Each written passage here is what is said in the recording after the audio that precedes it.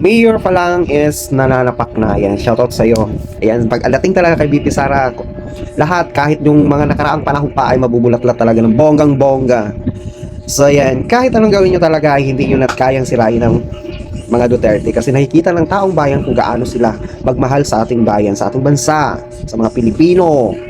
Ayan, isipin mo na lang na parang isang pamilya na pag may isang anak na pasaway at hindi talaga nakikinig, ay talaga masasaktan niyo para matuto.